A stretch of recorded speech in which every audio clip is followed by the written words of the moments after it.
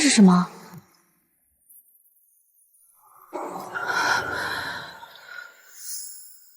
还有气儿。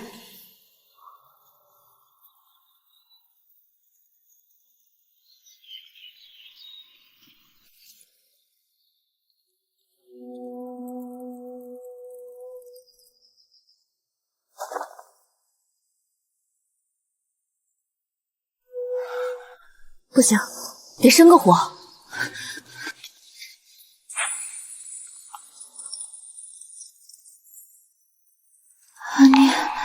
阿念，看来这个名字的主人对他很重要。这么不行总不是个事儿，看这样子应该是生病了。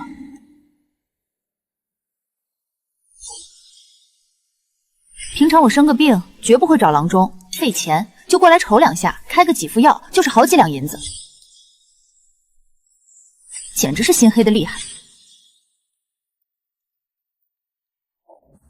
不如喝一碗胡椒汤，吃一碗猪油拌饭来的实在。可是这人一看就是从小金枝玉叶长大的。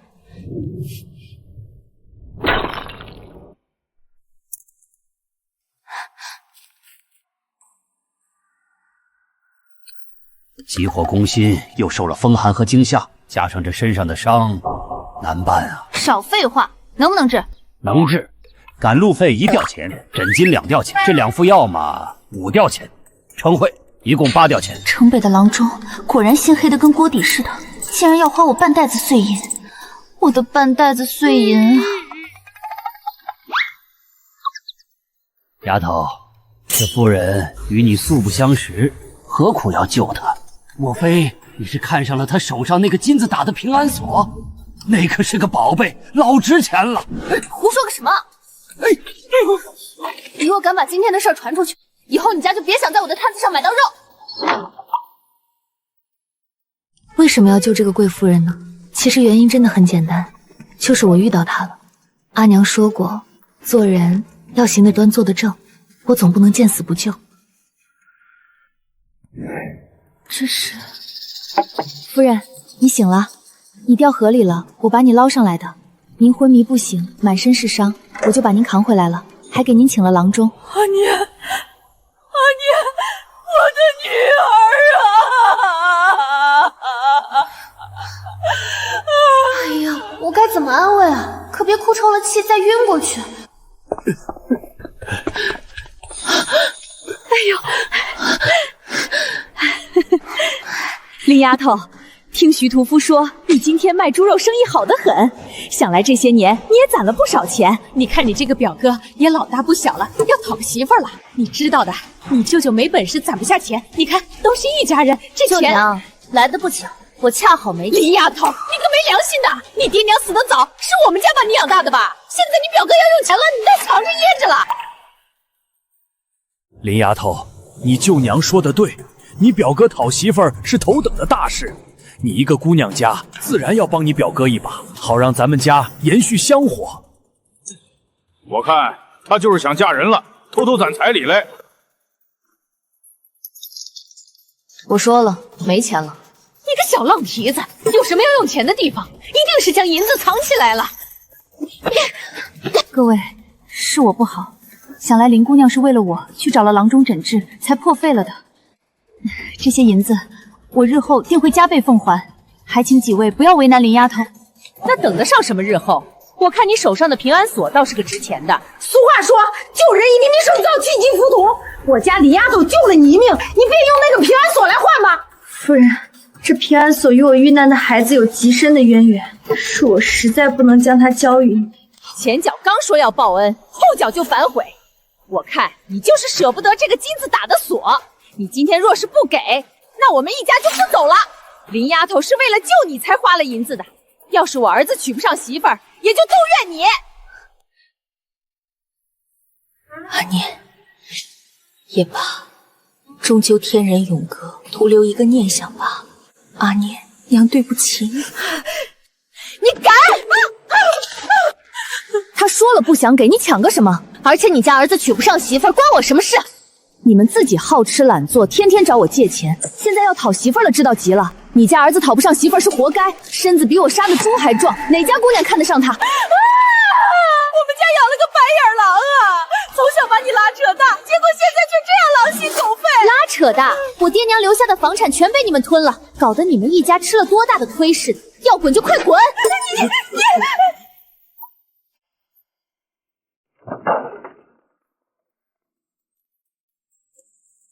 林姑娘，没想到你看起来瘦瘦弱弱的，却……你是落难了来这儿的吧？我们这地方人穷，没见过什么好东西。你小心点儿，别再被有心人看到去。可惜了我的孩儿。夫人，你的孩子如果在天有灵，肯定也不愿看到你受苦，要好好的活着，才对得起底下的人呀。您先喝药，我去做饭。这位贵人四肢都纤细，面色还透着病态的白，总归是不太健康。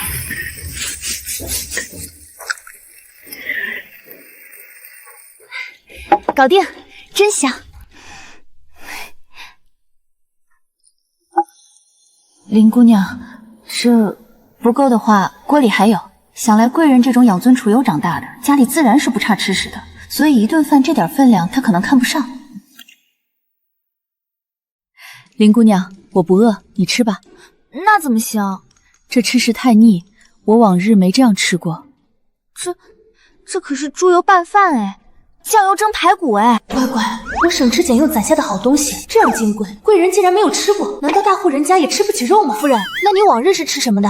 茯苓霜、结粉梅片、雪花羊汤、地梗粥，这些名字有的我压根没听过，我听过，但听起来全都不沾荤腥。就算是一两一个的螃蟹，我也只敛了蟹腿中最精细的一小节齿。难怪夫人你瘦瘦弱弱的，一阵风就能吹倒似的。长期吃这些东西哪行啊？还得是猪油拌饭，大荤大腥，才能把身子养好。你快尝尝，我放了好多油，香得很。味道怎么样？是不是比那什么粥带劲多了？我就知道，没人能不喜欢猪油拌饭。瞧，您气色都好多了，我就说得吃肉。就这样，崔苗暂时在我家里住了下来。我每天都换着花样给他做些猪肉吃，他的面色也逐渐红润。虽然他还是常常会看着那个平安锁走神，但是整个人精气神已经慢慢变好。林姑娘，我身上没什么别的东西，只有这些，送给你。夫人，这太贵重了，我救您可不是为了这个，我不能要。你这丫头怎么这么不懂事儿？我每天吃你肉铺店里的猪肉，总要付钱的吧？那我先替您收着吧。我帮你干活吧，夫人，您身子刚好，就在旁边歇着吧。这些活我来就行，您那手哪能按得住猪啊？那猪我肯定是按不住的，但我也不愿意闲着。行，那您就和我一起洗刀。其实，我这次落难是因为去接我的女儿。您的女儿？我的独女小时候因为天象之说，被迫送到了西北的娘家那里寄养。可是后来，我的夫君迎娶初恋为平妻时，我才知道，所谓天象之说皆是虚妄，不过是这对奸夫淫妇使的诈。所以我便急急忙忙地回娘家去接女儿，却不料女儿早就在前几年遭了难。我气急攻心，又在回程途中遇到了匪徒，便落了难。这平安锁便是他当年我亲手挂在女儿身上的。说起来，若是阿念还活着，想来和林姑娘你一样大，是个乖巧貌美的姑娘。没关系，夫人您如果不想回去，就留下来，您陪我一起去卖猪肉。我虽然没什么本事，但是让你吃饱肯定没问题。好，夫人，您要是累了就歇一会儿。我不累，我这身体已经差不多好全了，好像比遇难之前的身子骨还要好啊。那感情好呀，我也落得清静。舅舅一家自从上次被我赶出去以后，就再也没来骚扰过我了。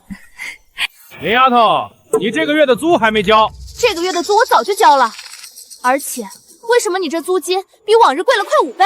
哼，让你交就交，哪里来的这么多废话？而且那个娘们儿不是手上有个金元宝吗？她自然有钱。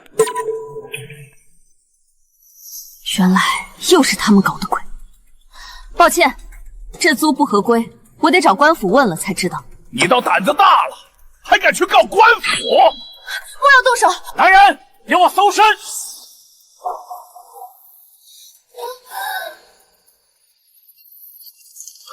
放肆！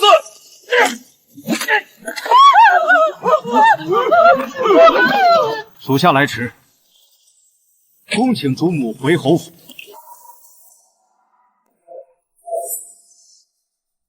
你是何人？草民是城南第3个肉铺店杀猪。这便是我那寄养在娘家的独女。我，她自幼没见过生人，被你们惊吓到了。小姐，属下唐突了，但听小姐责罚。快起来！胡说！这丫头是被我爹我娘看着长大的。如果她是侯府小姐，那么我们就是侯府小姐的娘家人。你这个侯府主母，如果要认下她，那应该也要捎带着我们。对，咱们可是嫡亲的舅舅舅娘啊！哎呦，我怎么就有眼不识泰山呢？要是当初这贵人落难的时候，我能去讨好巴结一下，那这破天富贵岂不是轮到我们家了？是啊，说不定我的宝贝儿子也能讨个官家小姐当媳妇儿了。不管怎么样，这林丫头终究是我们的亲侄女，我们可是看着她长大的。只要她成了侯府小姐，我们就能攀上侯府这棵大树了。你们几人好大的胆子，竟敢谎称是聂儿的娘家人！我崔家的明媒也是尔等可以冒领的吗？如何处置这几人？你说，这会儿只想好好问问崔明，这到底是什么情况？随便，那就把他们送到看不见的地方吧，免得脏了眼，污了耳。好。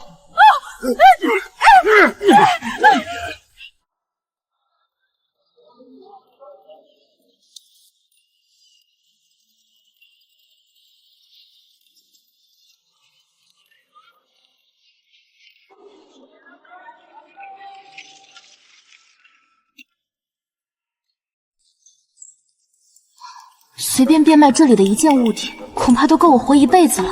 原本知道它贵，可没想到这么贵。林姑娘，原谅我刚才的唐突，我想要认下你做我的女儿，你可愿意？为什么是我？林姑娘，我一见到你便觉得与你投缘。自我成为侯府主母，居于深宅20年，却只有与你相处的这些日子才感到自在。此镇与都城相隔千里，若自此一别，恐以后难以相见。聂儿一事已是此生之憾，林姑娘，原谅我作为一个母亲的私心，想要为自己争取一些东西，不再留遗憾。可是，万一有人认出来了我不是……聂儿自幼被送往我的娘家西北大将军府寄养，侯府中人无人能分辨。而且，侯府底下有许多田庄，有好些田庄里养着各种品类的家猪。我愿意。我姓崔。那以后你私下便叫我夫人吧，等到哪日你想了，再唤我娘亲。那夫人，我还有一事，我的杀猪刀没拿。去把小姐的刀取来。是。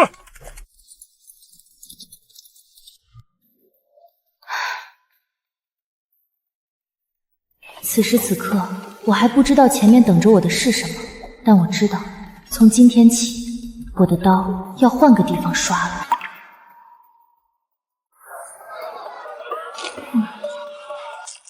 想不想下车逛逛？好呀好呀。刚好是这个。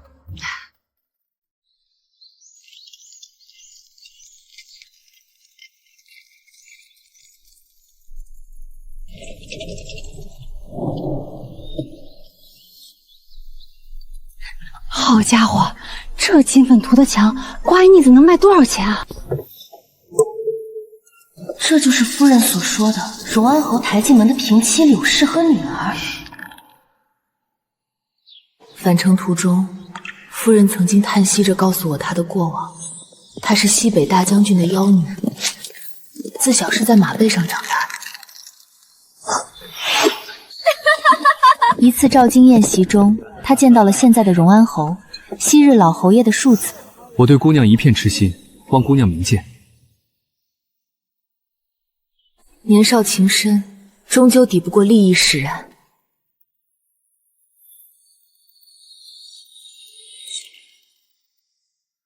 少年句句情真意切，让他动了心，执意留在都城，不回西北。我此生定不负你。可后来，少年在他的扶持下成了荣安侯，却一朝迎娶初恋为平妻。所谓年少情深，不过是利益使然，虚情假意。而这位初恋却和荣安侯一起策划了天象之说，以冲撞圣运为由，让他的独女被寄养在西北娘家，甚至拦截了将军府阿年病危的书信，让他始终蒙在鼓中。老妹妹接风了，侯爷呢？姐姐莫怪，我向来身子不好。侯爷今日便去南城庙里祈福了。我劝过侯爷，说今天是姐姐回京的日子，不可耽搁。可是侯爷偏偏说祈福才是头等大事。听说姐姐启程去大将军府，我原本还担心姐姐的念儿在西北遭遇不测，如今看来倒是好生生的站在这里。只是看念儿举止姿态，委实不像侯府小姐，倒像一位乡野村妇。闭嘴！这主母怎么如此失态？毕竟是将军府出来的，粗野了些。崔明是当家主母，事事端庄得体，她不能和柳氏计较，不然便会惹旁人非议。但是我不一样啊，我是杀猪的，身子不好就回屋里待着去，来这里抛头露脸做样子，假惺惺的做给谁看呢？不就是想说侯爷疼你吗？你，嘴里是仁义道德，我看脑子里全是污秽毒物，臭不可闻。当年遣送你去那穷乡僻壤之地，果然正确极了。只是你这种举止疯癫之徒，就应该在那里待一辈子，而不是来扰了侯府清风。夫人的念儿真的在西北待了一辈子，再也回不来了。大爷的！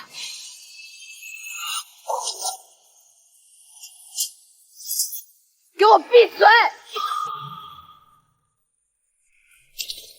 靠！看他长着个猪脑子，却忘了他不是猪，这么不经打。娘，你醒醒！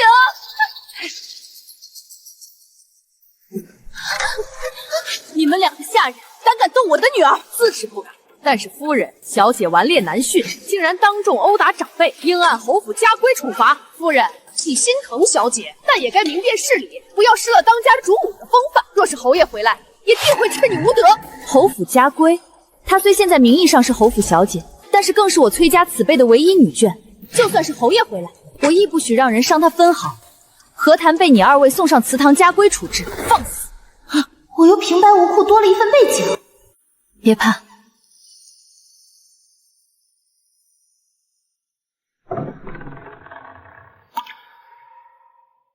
夫人的身子骨虽然好转了许多，但终归还是体弱。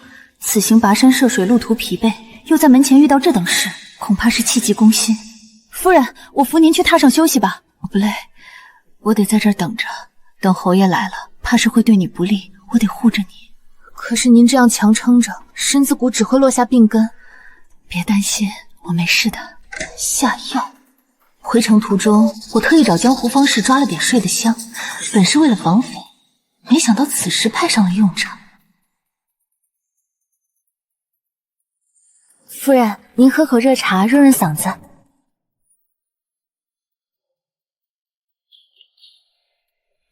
念儿，你过来，我要和你说说话。进城时我观察过，南城快马到这儿一来一回也得半个时辰，所以我给夫人的药量是1个时辰的，不多不少，刚刚好。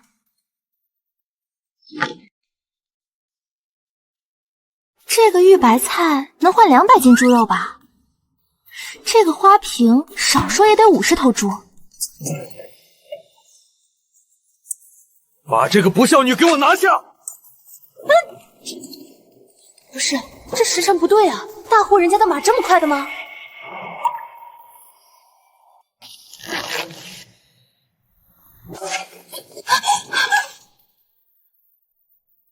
你就是我的女儿。他估计也在狐疑，他这便宜女儿不是死了吗？怎么又好生生的出现在这儿了？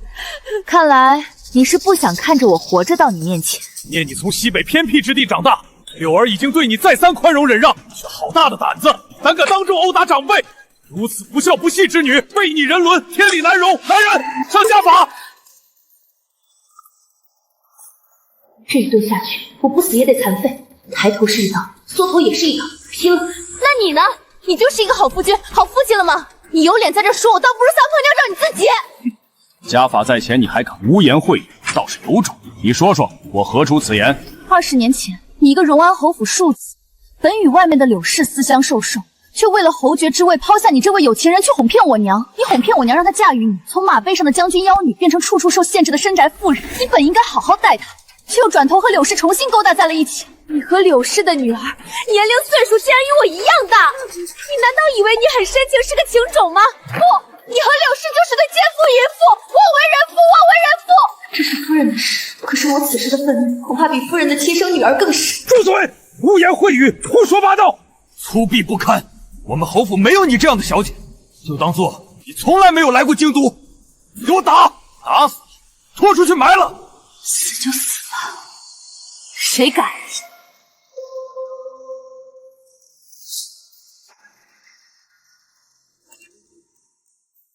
放肆！是你的夫君，你竟敢这样和我说话！一个妇人，倒是要翻天了不成？啊！夫君，你和柳氏苟且20余年，还有脸与我谈论什么夫妻之道？我往日处处忍让，是因为不想失了侯府主母的身份，丢了规矩。可是我近些月才意识到，所谓规矩不过是你们强加给我的，所谓体统规矩，宅门里的弯弯绕绕都是强加的，在我眼里都比不过他。夫人，这世间规矩体统是最不重要的，吃饱喝足，做自己喜欢的事儿，自在逍遥才是最重要的。娘，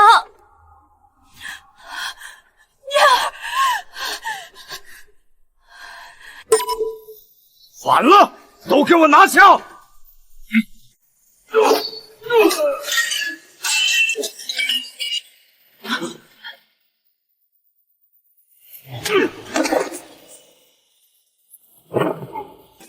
崔氏，你疯了！崔氏，你竟敢在府中动手！你把侯府的规矩当成什么了？规矩？侯爷，你别忘了，我是你明媒正娶的正妻，是侯府主母。在这侯府里，规矩也可以是我说了算。谁敢动我的女儿，别怪我不留情面。侯爷，你最好好好掂量掂量，你这侯爷的位置当初是怎么坐稳的？哇，我娘现在的样子，比我杀猪的时候还要威风100倍。走，跟娘回去。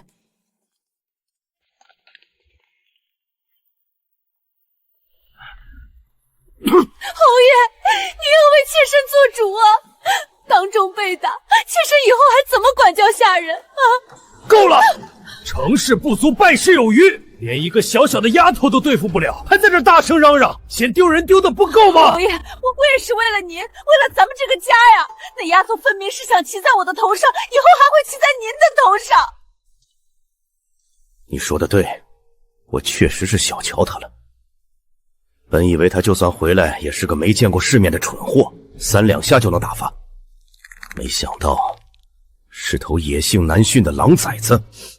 侯爷的意思是，我明日便递牌子进宫，去请宫里专司教导公主仪态的张嬷嬷出山，就说我侯府新寻回的千金自幼流落乡野，顽劣不堪，需好好教导。我倒要看看，是他的骨头硬，还是宫里戒律堂的戒尺硬。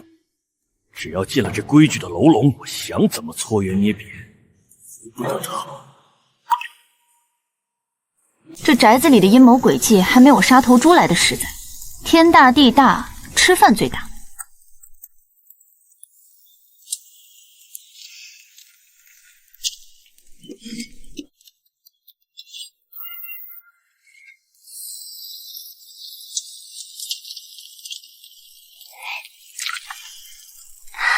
这一口下去，管他什么乱七八糟的玩意儿，统统靠边站。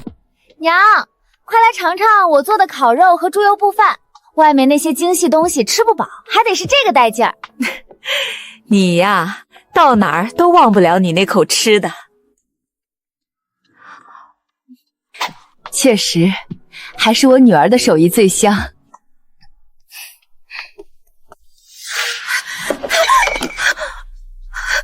夫人，不好了！侯爷刚才传下话来，说是请了宫里的张嬷嬷，说是明天一早张嬷嬷就要进府教导小姐规矩，说是要好生伺候小姐。他竟然把宫里那个老毒请来了，这是要生生剥了我的女儿一层皮呀！娘，那嬷嬷是比野猪还难杀吗？岂有此理！安的什么心？宫里的张嬷嬷是出了名的铁面无情，手段严苛，多少宗嗣贵女都在她手下脱了层皮。她这是明着教导，暗里折磨。不行，丫头，这事儿娘替你去回绝，哪怕闹到宫里去，我也不能让你受这委屈。娘，不用回绝，不就是些站姿、坐姿、言行举止的规矩吗？他想用这个来搓磨我，逼我低头。可您别忘了我是干啥的。可是，张嬷嬷手里的戒指可是不长眼的。娘，您放心，杀猪匠的刀讲究的是快、准、狠。这世上的道理，在我看来也一样，我不会让他得逞的。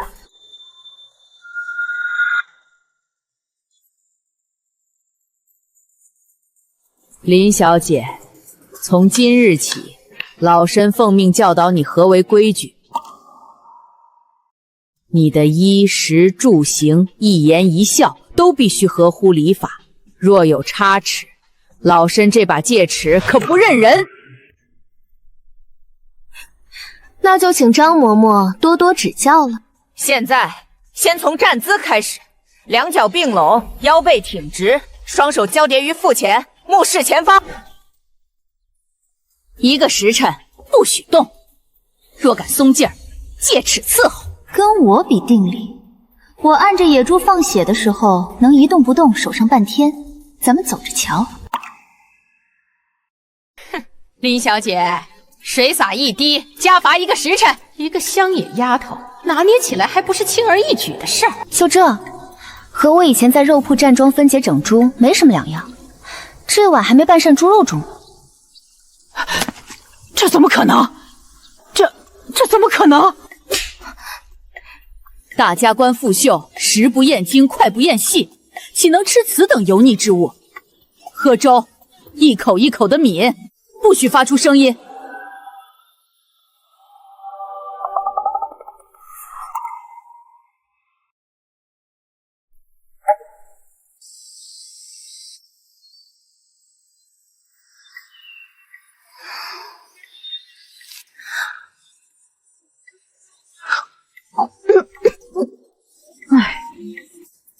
高门贵女要求自如其人，今日你就将这女戒写一遍。我写好了。你写的这是什么？大小姐，你看看你写的这是什么东西？这叫字吗？这分明是在糟蹋纸墨。老山教了你这么多天，你竟无半点长进，朽木不可雕也。嬷嬷此言差也，您不是说字如其人吗？您再仔细瞧瞧，我这字啊，跟我这人绝对表里为一。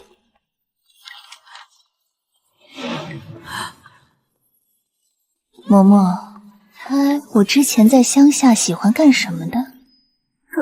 干什么？我啊，喜欢杀猪。我每次杀猪的时候，都要做到每一刀都精准地砍在骨缝里。嬷嬷，您再瞧瞧我这字，是不是字如其人？而且我觉得我这几日进步神速，对笔锋的掌控又上了一个台阶。嬷嬷，我最近手痒得很，要不我再给你写几遍？或者，让我在您身上比划比划。你就是个魔鬼！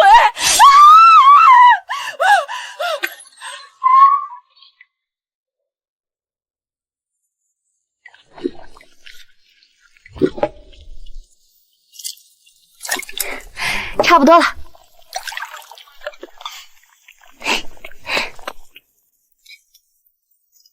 这大小姐每天雷打不变杀一头猪给猪母补身子啊！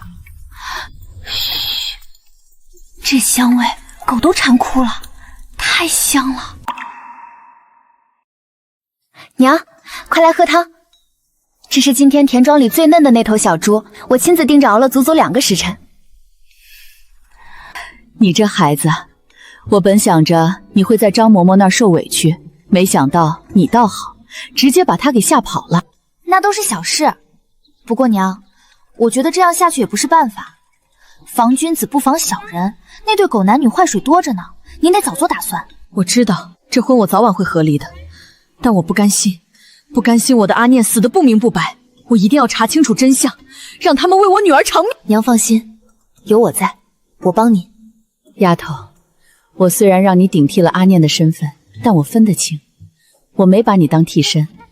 你是林丫头，独一无二的林丫头，我会像疼亲生女儿一样疼你。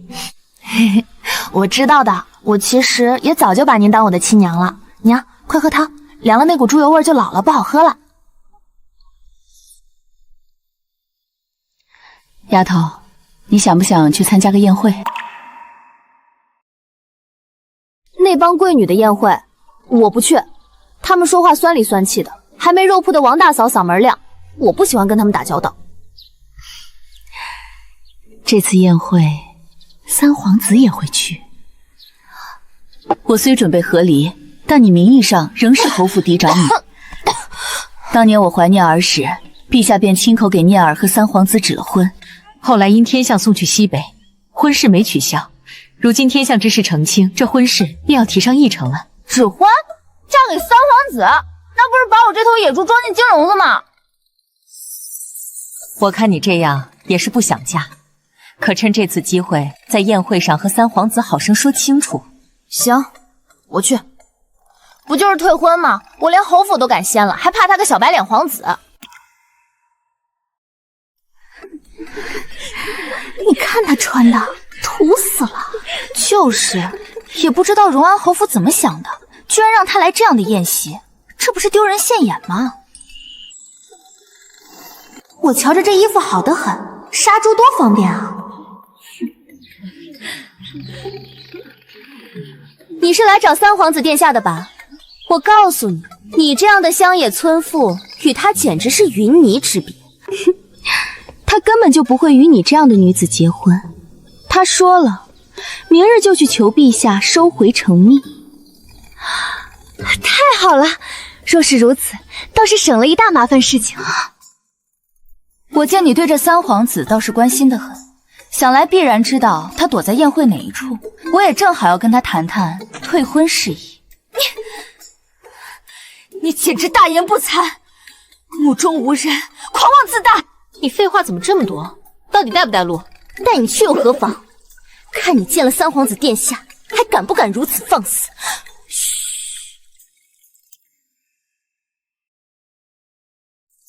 皇兄，我都说了，我不可能娶一个没见过的女子。就算她是崔家一脉又如何？我本就想当个逍遥闲人，又何必去沾染这趟浑水？你听到了吧？三皇子根本看不上你。说得好，我赞成。果然是个小白脸，就像当年小镇里隔壁张大嫂的男人，白白净净，没个屁用。你是何人？就你口中那个没见过的女子。你是荣念。既然你也来了，本殿下也不藏着掖着了。本殿下明日便要请旨退婚，望姑娘谅解。非常谅解。只是，他们都说我和你是云泥之别，见到你会自惭形秽，但是我并没有。你说什么？你有你的厉害之处，但是我也一定有比你厉害的。既然如此，你说你有比本殿下厉害的，本殿下便和你比试一二。你来选，比什么？我听说园园外就有一个围猎场，里面还豢养着野猪，所以就比杀猪吧。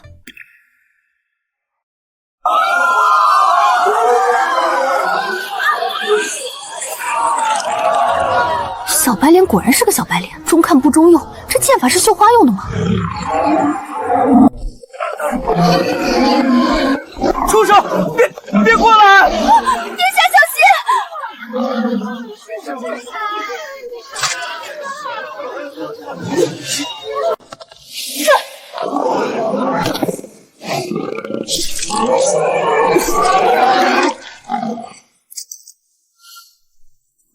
我赢了。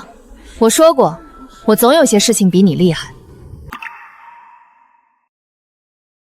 你们常常说我见到他会自惭形秽，可事实也不是这样的。你们在皇城长大，名师指点，稀世中宝随手打赏，这是你们的可贵。可我8岁靠自己养活自己，13岁杀了一头猪，这也是我的可贵。我娘困于深宅20年，却能清醒独立，那是她的可贵。就像卖猪肉，谁管你是背上的肉还是肚子上的肉，只要我剁得够细，都一个价。这人袍上的纹饰，想来是太子。说得好，容大小姐不愧是崔家血脉，即便流落乡野，也有此番见地。三弟，看来你错看人家了，人家可不是非你不嫁。太子殿下谬赞了。今日既然我与三皇子都有意退婚，还请太子殿下做个见证，这婚事就此作罢吧。臣女就先告辞了。怎么，你刚才还口口声声说不想娶，现在追上去，皇家的脸还要不要了？好好一个宴会，竟然让他出尽了风头，凭什么？爹娘，现在外面都在传，说崔明教女有方，即便女儿自幼没有养在膝下，依然颇具将门风骨，连三皇子和太子殿下都对她另眼相看了。女儿今天真是丢死人了！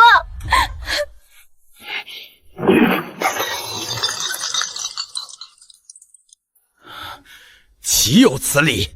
那个乡野丫头竟敢将退婚之事闹得沸沸扬扬，还有三皇子，他是什么意思？这是看不上我荣安侯府吗？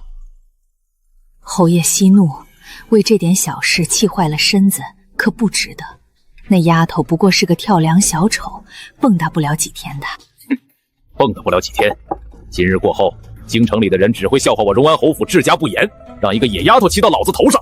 侯爷，赌不如输，既然赶不走，也压不住，何不换个法子，让他名正言顺的离开？什么意思？侯爷忘了，那丫头也到了议亲的年纪，她又刚退了和三皇子的婚约，只要把她嫁出去，不就一了百了了吗？我娘家有个侄子柳三郎，虽说性子顽劣了些，但家世也还过得去。最重要的是，他素来懂得如何疼女人。把那丫头嫁过去，不出3月，保管被磨得没半点脾气。到那时，姐姐没了倚仗，还不是任凭侯爷拿捏？好，好一个一了百了，就这么办。我倒要看看崔氏还怎么护着他那个宝贝女儿。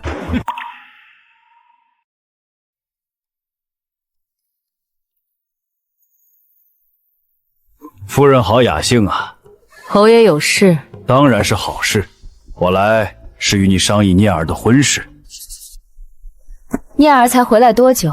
此事不急。不小了，再留就成老姑娘了。我好歹是她的亲生父亲，也是为她好，才特意为她物色了一门好亲事。什么亲事？柳氏的娘家侄儿，柳家大公子，家世清白，年貌相当。我已经叫人去看过八字了，乃是天作之合。荣安侯，你简直无耻至极！你想把我的女儿推进火坑里去？夫人话就难听了，男大当婚，女大当嫁，父母之命，媒妁之言，我这是在尽一个做父亲的责任。你休想！只要我活着一天，谁也别想打我女儿的主意。她的婚事只能她自己说了算。崔明，你别忘了，她是你女儿，也是我荣安侯府的人。她的婚事，我这个做父亲的难道还不能做主了吗？3日后我会在府中设宴，让他们2人见上一面。到时候你来也得来，不来我就绑着她来。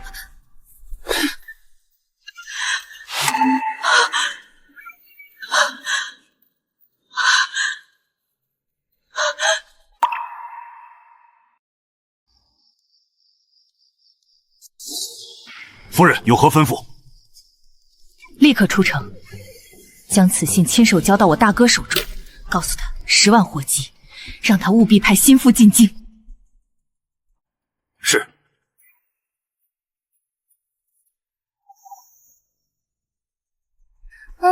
娘，你看我给你带什么好吃的啦？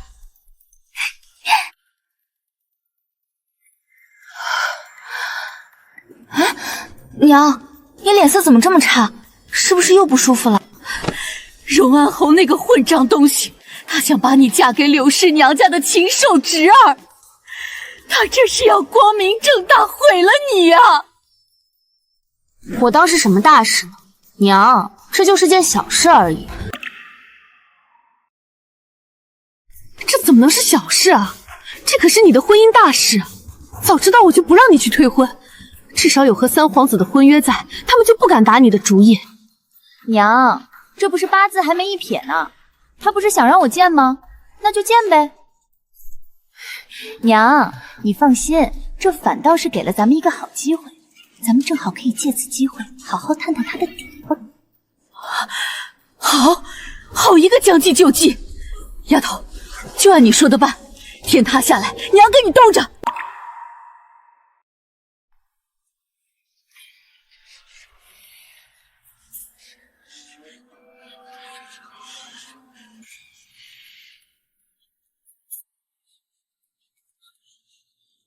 这位就是念儿妹妹吧？早就听闻妹妹国色天香，今日一见，果然名不虚传。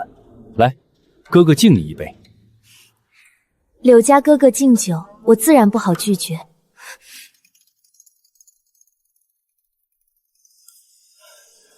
念儿妹妹好酒量，妹妹身上好香啊，是不是用了什么特殊的香料？闻得我心都醉了。你给我下了什么药？好热，我的头好晕！想吃我豆腐，也不看看自己什么水平，跟我斗！侯爷，这就是你为我女儿找的好亲事！来人啊，封锁现场！柳三郎这个畜生，竟敢在家宴上对我女儿下迷情香，简直丧心病狂！我没有啊，我什么都没做呢！闭嘴！崔明，你要害死我荣安侯府不成？那又如何？是你们先要害死我女儿的。今日之事，我若不捅到御前，让御医亲自诊断，我就不配为人母。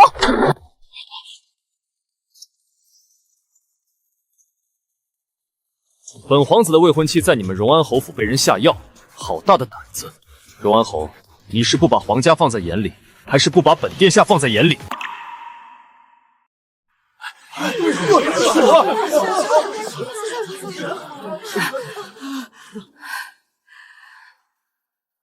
殿下，这是误会。殿下，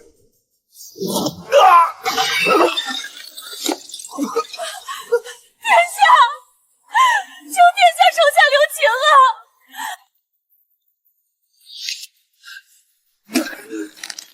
留情？本皇子的未婚妻现在人事不省，你让本公子留情？荣安侯，这就是你的治家之道！殿下息怒，是臣治家不严，罪该万死。臣定会给殿下一个交代。这小白脸发起火来，还真有几分唬人。他是在为我出头，心里怎么觉得怪怪的，还有点好笑。崔明，燕儿她怎么样了？可有请御医？多谢殿下关怀，已经派人去请了，应该就在路上了。荣安侯，本皇子今日把话放在这儿，若本皇子的未婚妻在你府上再有半点差池，你就提着脑袋来见我。喂，演戏呢，动手动脚干嘛？这小白脸力气还不小。伯母，我先带他回房，这里就交给您处置了。荣靖南柳氏，若我的女儿有任何闪失，我这辈子跟你们没完！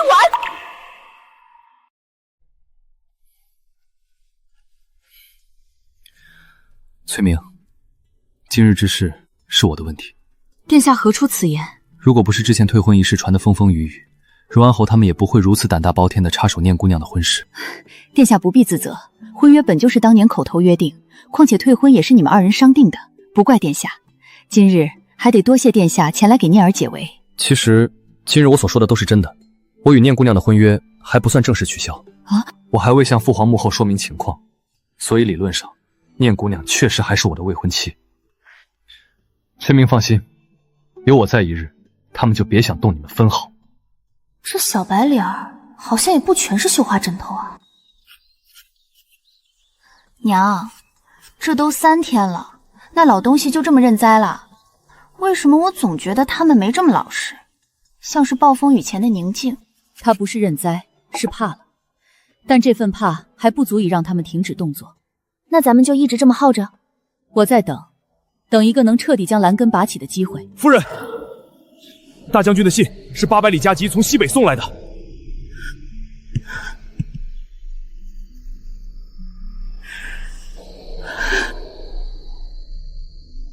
大舅舅说什么？你自己看。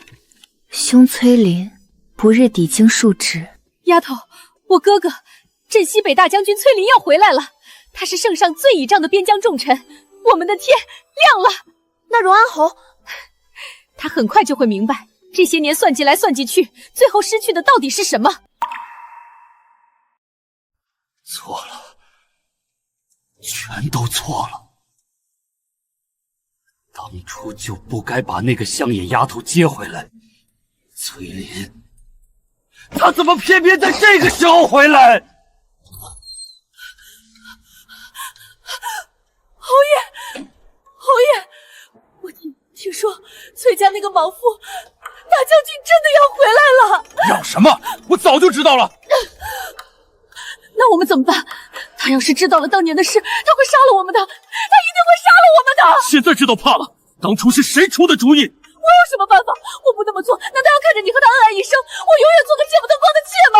侯爷，关于当年容念的事儿，绝不能让他知道，一个字都不能。一旦让崔丽查出蛛丝马迹，我们谁也活不了。必须在他回来之前斩草除根。侯爷的意思是对崔氏下手？他死了，那个乡下丫头就成了无根的浮萍，不足为惧。崔琏回来，面对一个因丧女之痛积郁成疾，最终病寂的妹妹，即便怀疑，也死无对证。总不能就杀了就插朝侯爵。可他身边有虎卫守着，滴水不漏，我们怎么下手？明着不行，就来暗的。你不是还管着府里的药库吗？他因为那个丫头受惊，不是一直在喝安神汤？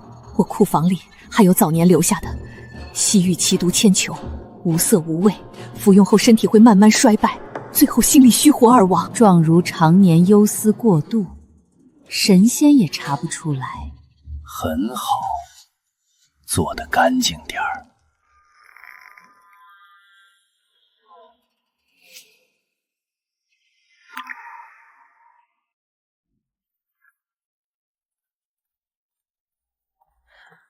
夫人，您的安神汤。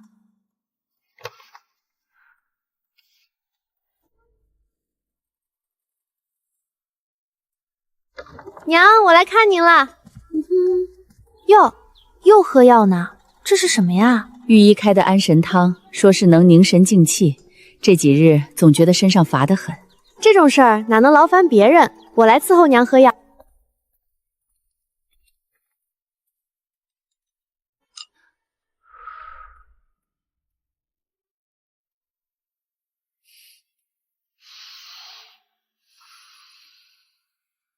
念儿，怎么了？是药太烫了吗？不烫，就是闻着香，我也想尝尝，看看苦不苦。娘要是不放心，我先替您尝一口。你这孩子馋猫一样，一碗苦药有什么好尝的？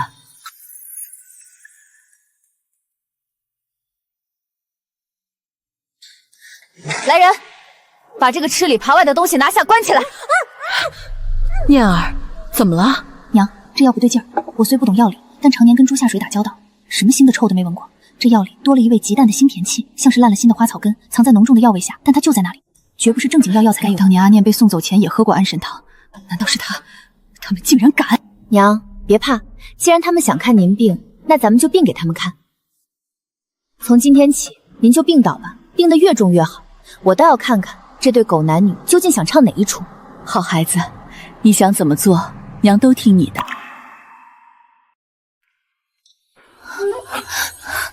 夫人，你怎么病得这般重？请了多少大夫，怎么总不见好转？姐姐，你可千万要保重身子。你要是有个三长两短，妹妹可怎么办啊？劳侯爷和柳夫人挂心了，大夫们都说母亲是忧思成疾，心病难医，只能静养。罢了，你好好照顾夫人，府里一切有我，不必担忧。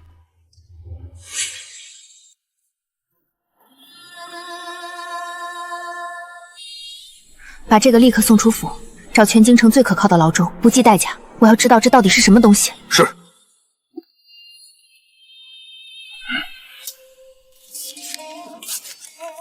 千居，好一个千居！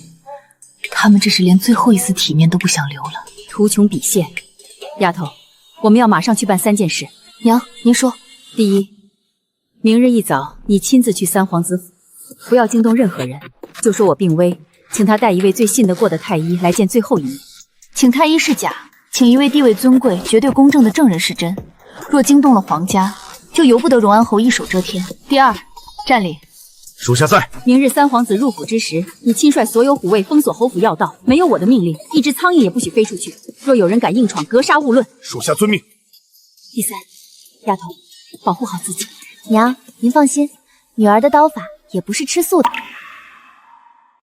侯爷，您看那位的身子一日不如一日，我看怕是熬不过这个冬天了。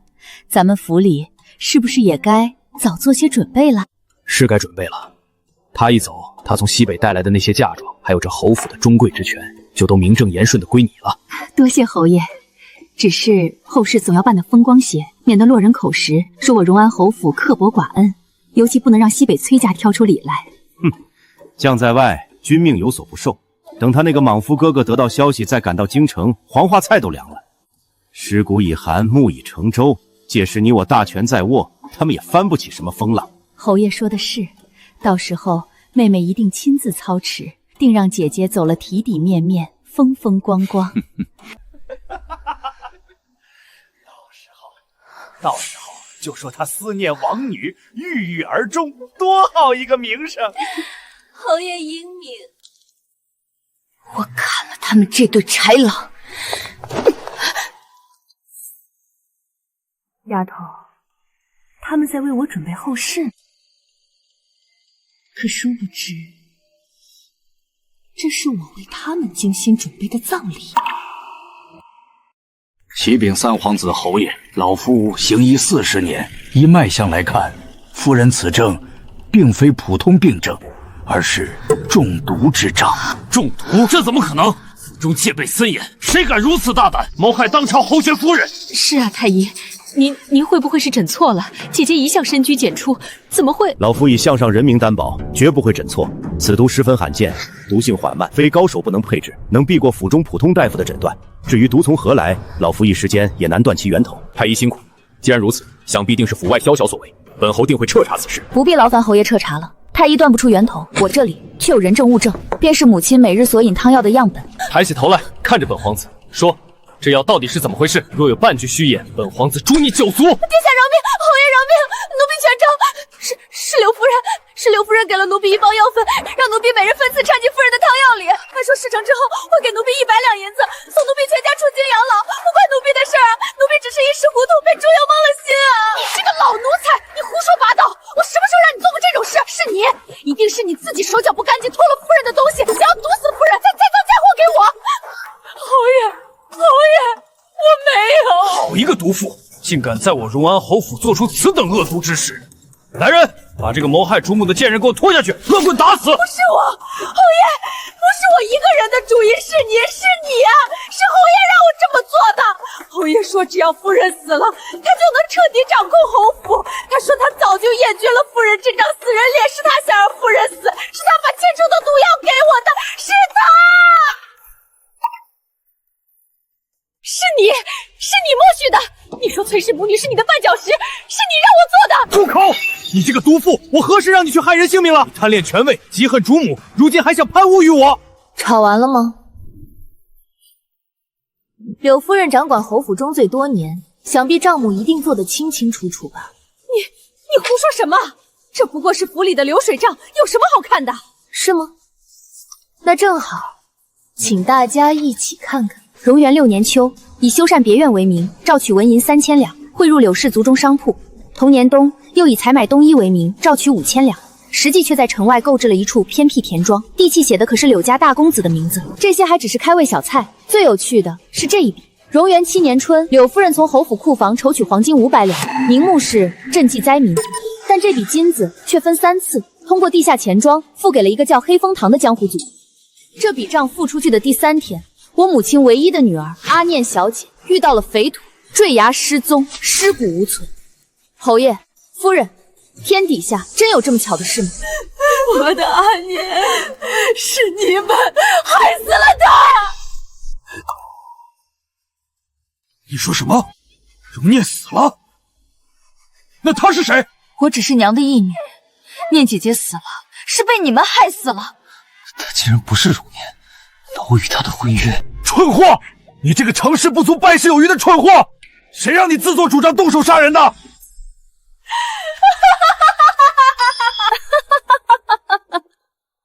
战林在，封锁侯府，一只苍蝇也不许飞出去。拿下这2个人，但有反抗，格杀勿论。是。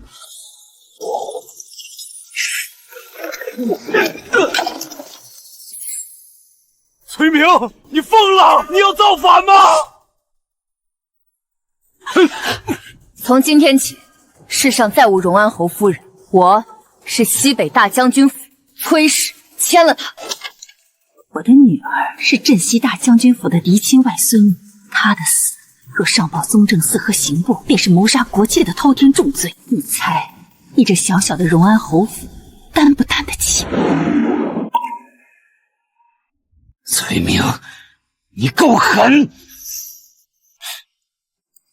把柳氏带下去，关进柴房，等我兄长回宫处置。侯爷救我！侯爷，我们是夫妻呀！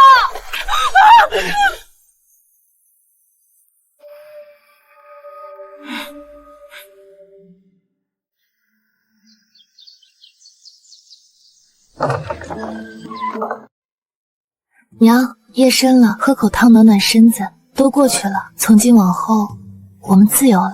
是啊，丫头，多亏了你，我们自由了。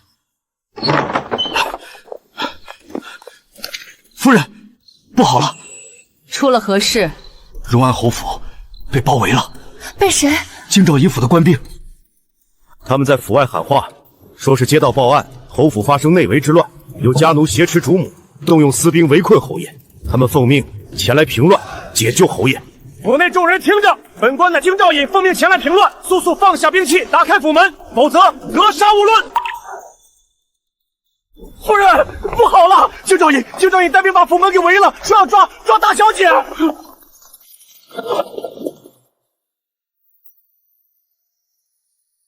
娘，他们敢！丫头，你带几个虎卫守好内院，看好荣安侯和柳氏，任何人不得闯入，剩下的交给我。娘，你放心，谁敢进来，我让他竖着进来，横着出去。把东西抬出来。更衣。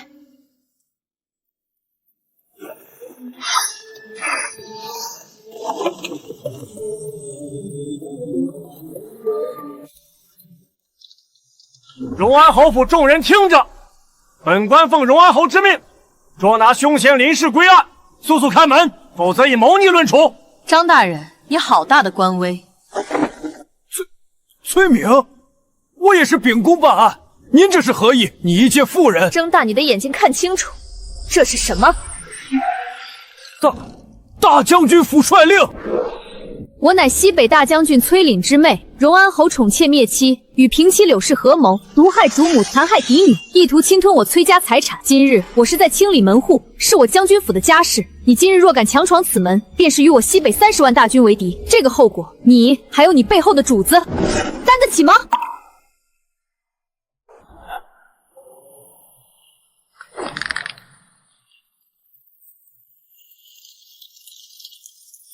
下官参见太子殿下，殿下千岁千岁千岁！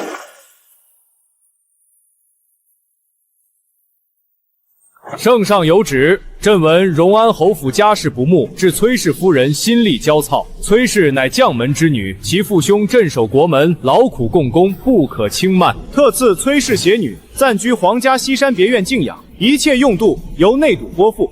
即日起，荣安侯府闭门自省，一应人等原地禁足，待大将军崔烈回京后再行定夺。钦此。臣妇叩谢圣恩。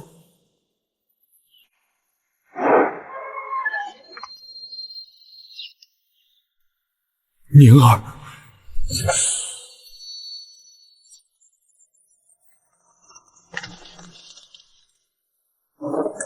完了，全完了。这一份逻辑缜密、证据确凿的陈情书，足以将荣安侯和柳氏钉死在耻辱柱上。夫人，那个聂二小姐她又去后厨了，还让御膳房的人弄了头猪来。由她去吧，在这里没人敢说她半句不是，让她快活些也好。都看好了啊，你们这切肉的手法不行，太浪费了。瞧见没？要顺着这肉的纹理和骨缝下刀，刷一下，看见没？这叫庖丁解猪。这样分割出来的肉，不管是炒还是炖，口感都是最好的。神了，真是神了！小的一辈子都在跟肉打交道，从没见过这等刀法。小姐，您这手艺教教我们呗。念儿小姐在何处？可是在赏花，还是在抚琴？回殿下，小姐她在后院。后院？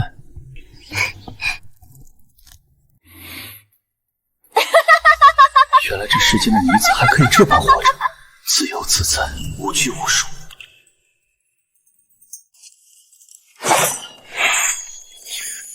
林姑娘，我有话对你说。小白脸，你又有何事？没看我正忙着吗？这筋骨几日不活动，都快生锈了。我心悦你，请你嫁给我，做我的三皇子妃。三皇子，你没病吧？我皇子妃，我一个杀猪的，进宫去跟那些贵女们动心眼子，还是学着穿的十几层，走道都喘不上气儿的衣服，饶了我吧！你不用改，你是什么样，我便喜欢什么样。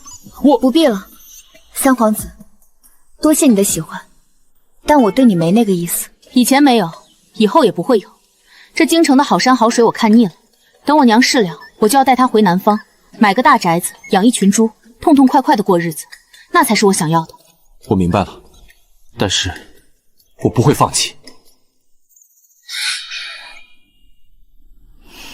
娘，那小白脸真是莫名其妙。他有心，只是我的丫头志不在此，娘为你骄傲。我才不当什么皇子妃，我只想跟娘在一起。娘知道，无论你做什么决定，娘都支持你。你既无心，那与三皇子的婚约也到了该正式了结的时候了，拖着对谁都不好。早就该退了。丫头，你做好准备，我们反击的时候马上就要到了。娘，您的意思是？我已飞鸽传书给西北，按脚灵算，我哥哥镇北大将军崔林明日就将抵达京城。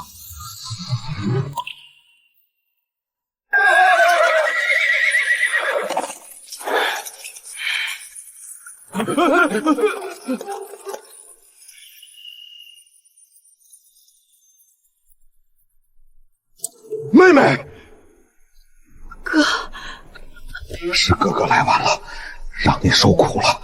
荣安侯那个混账东西呢？哥，先进屋说，我把所有事都告诉你。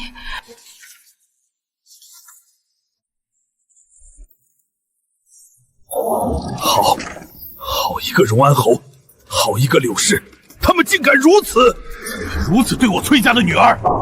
阿念的仇不能就这么算了，我要亲自审，我要让他们把怎么害死我外甥女的一字一句都给我吐出来！哥，你想怎么做？柳氏那个毒妇是关键，我要亲自审。去荣安侯府，把柳氏给本将军带到大理寺天牢，若有阻拦，格杀勿论。是将军。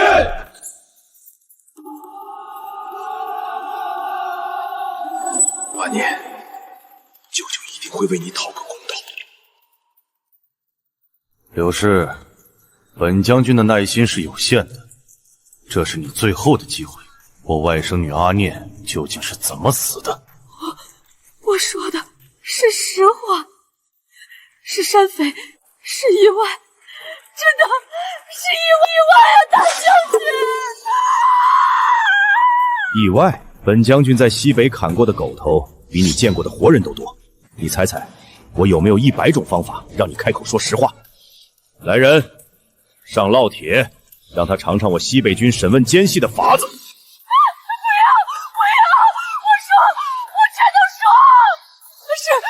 是侯爷，都是侯爷的主意。他说崔家势大，夫人又强势，他一辈子都被压着喘不过气。他他说阿念的存在就是崔家拴在他脖子上的绳索，所以他就用那套天象克夫的鬼话，把阿念送出府。是他找来道士，都是他安排的。他说只要把阿念送走，他就能名正言顺的扶正我和我的孩子。后来他又怕夜长梦多，怕将军府把阿念找回去，就一不做二不休。说，他给了我一笔钱，让我买通城外的山匪，制造一场劫杀的假象。他说只要阿念死了，就一了百了。将军，大将军，这一切真的都是侯爷的主意啊！我只是个妇道人家，我只是听他的话。求你饶我一命，我愿意做证人，我愿意指证他，我什么都愿意做。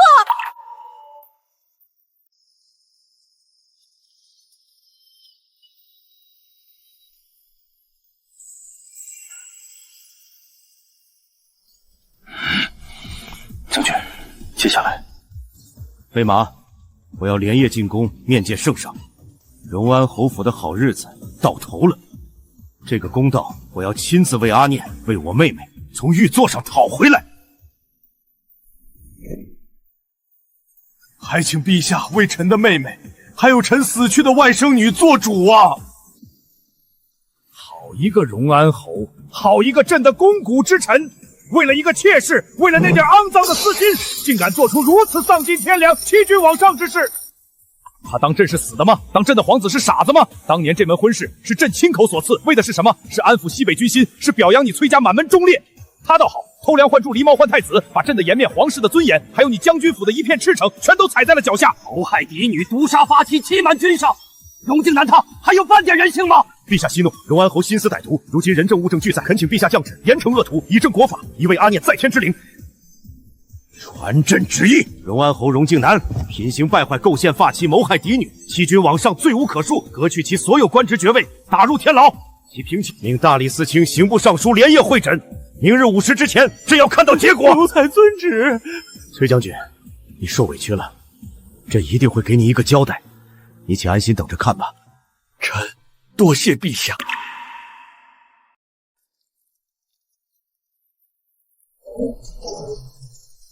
崔明，你这个毒妇，是你害了我！我陆家待你不薄，你为何要如此对我？还有柳儿，都是你激怒他。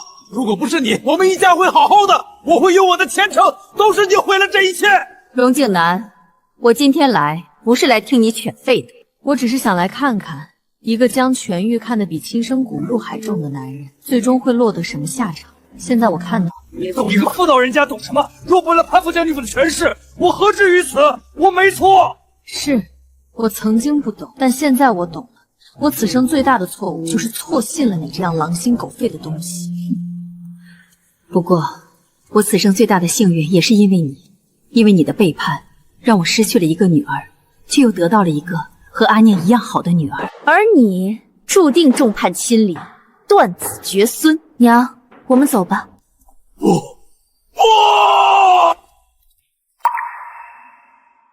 阿银，如今尘埃落定，你也无需再回那座空宅，将军府永远是你的家，你和念儿就安心住下吧。有兄长在，无人再敢欺负你们母女。哥，你的心意我明白，但是我想离开京城。离开？你要去哪里？去哪里都好，去江南看看小桥流水，去蜀中看看奇凶峻岭，或者回西北看看我们长大的那片草原。这京城于我而言是座华丽的牢笼，困住了我半生，也埋葬了我的阿念。我不想再待在这里了，我为陆家而活，为荣安侯夫人的名头而活。如今我想带着丫头去看看这真正广阔的天地。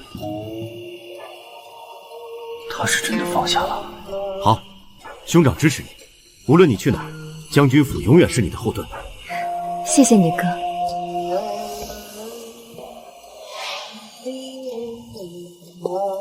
下官大理寺卿奉旨前来宣判。有劳大人。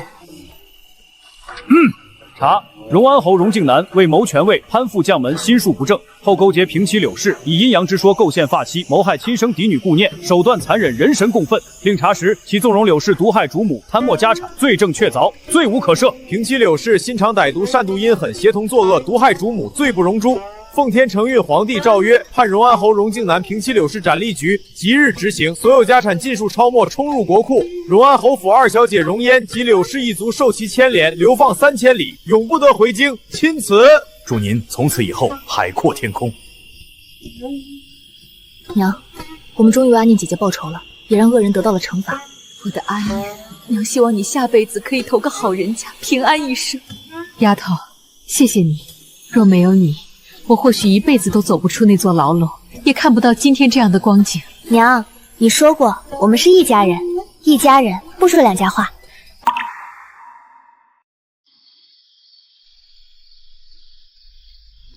娘，明天咱们就走了，以后怕是吃不到京城那家赛神仙的酱肘子了。南下的风雨美食更多，你想吃什么，娘都陪你一路吃过去。娘，这是阿念出生时我亲手为他戴上的，他走后我便一直带在身上，片刻不曾离身。现在阿念的仇报了，我想他给你，不是要你变成谁的影子。从你把我从河里捞起来的那天起，你就是你。娘，这个太怪恨顶天立地的林丫头，傻孩子，丫头，在我心里你是我的女儿，是我独一无二的丫头。娘，我以后一定好好养猪，杀猪卖猪肉养你，我给你做最好吃的猪油猪饭。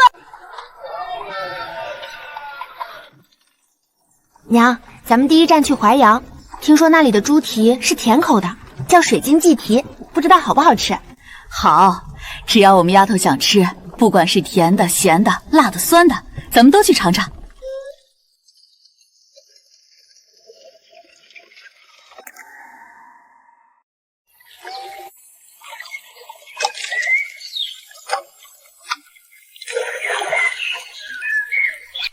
娘，看，今晚加餐，这鱼肥得很，烤着吃一定满嘴流油。好，我们的丫头最能干，火就快生好了。娘，尝尝我的手艺。好，我来尝尝。丫头，你的手艺真是绝了，为娘以后有口福了。那是自然，你以后想吃什么我都能做。话说那煊赫一时的荣安侯府为何一朝倾覆？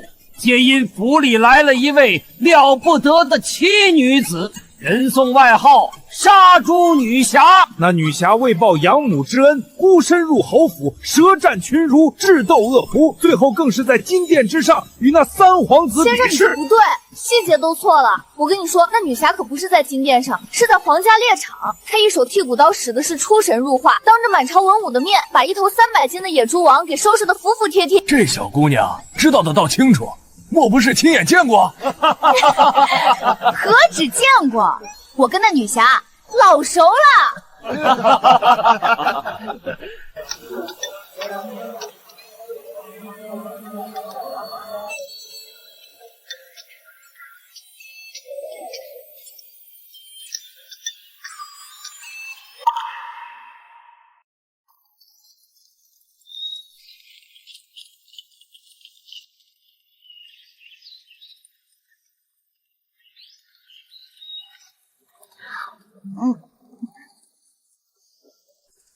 丫头，你有没有觉得我们身后好像一直有个尾巴？有虎卫大哥们在，娘您怕什么？管他是山贼还是流寇，来一个我剁一个，来双我剁一。不像歹人，这都跟了咱们3天了，总是不远不近的追着，既不靠近也不离开，倒像是在……停车！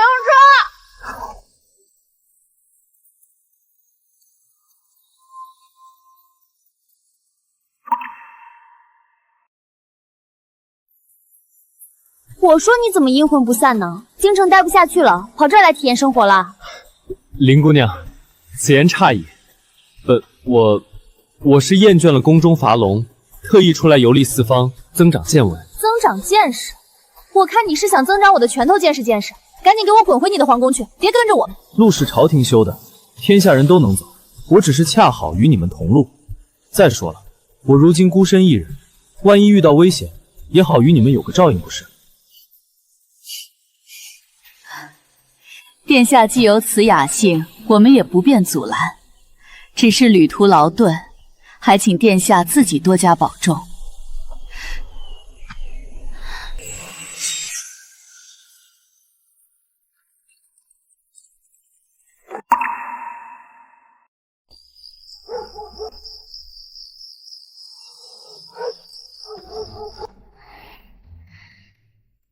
这块牛皮糖不给他点颜色看看，他还真就粘上来了。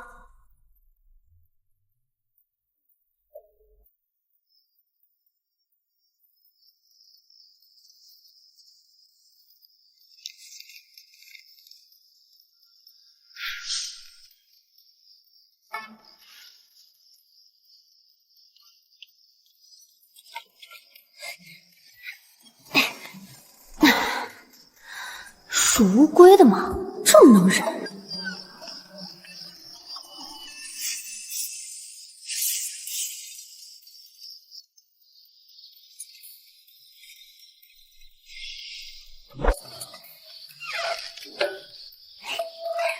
我就不信这个吓不走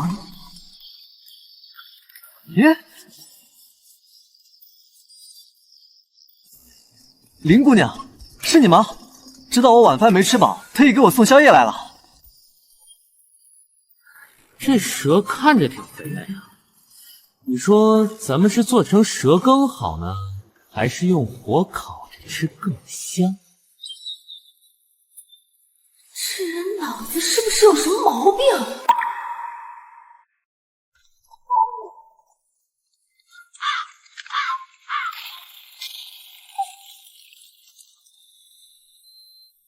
此山是我开，此树是我栽。要想从此过，留下买路财。把所有值钱的东西和那个漂亮娘们都留下。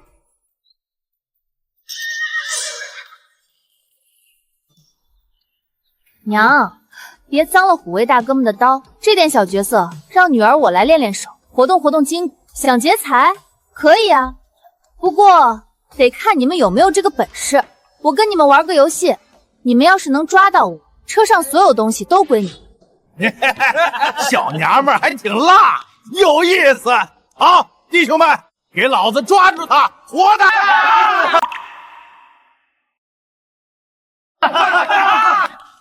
我得去看看。殿下放心，丫头她有分寸。你丫头，臭娘们儿，敢耍诈！都给老子小心点，围上去！林姑娘，我来帮你比赛。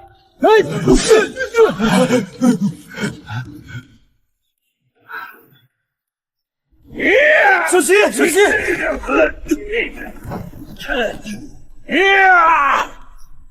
找死！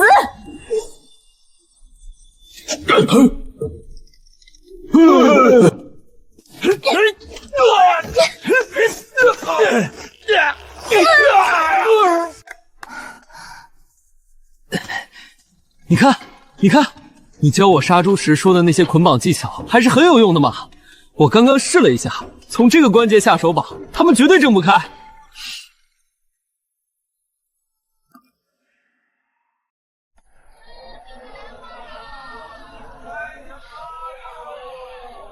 走过路过不要错过啊！江南第一刀林姑娘亲手操刀的五花肉，肥瘦相间，入口即化，不好吃不要钱嘞！我说小哥，你这吆喝词儿听着就不像卖肉的，倒像是茶馆里说书的先生。大婶，这您就不懂了，我们这儿卖的不是肉，是艺术。您瞧瞧这刀工，您看看这肉的纹理，买回去给孩子做个红烧肉，保准他能多吃2碗饭。丫头，给我来2斤五花肉，要肥瘦相间的好层次。好嘞，大婶儿，您瞧好，包你满意。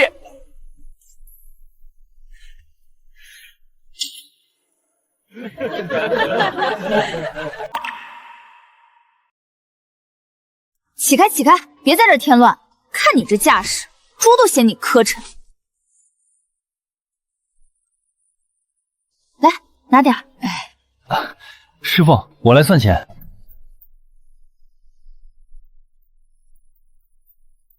嘿，林师傅，今天买了1头半的猪，赚了823钱。德行，这家伙真是个活宝。丫头，回家吃饭了。好嘞，娘。唉。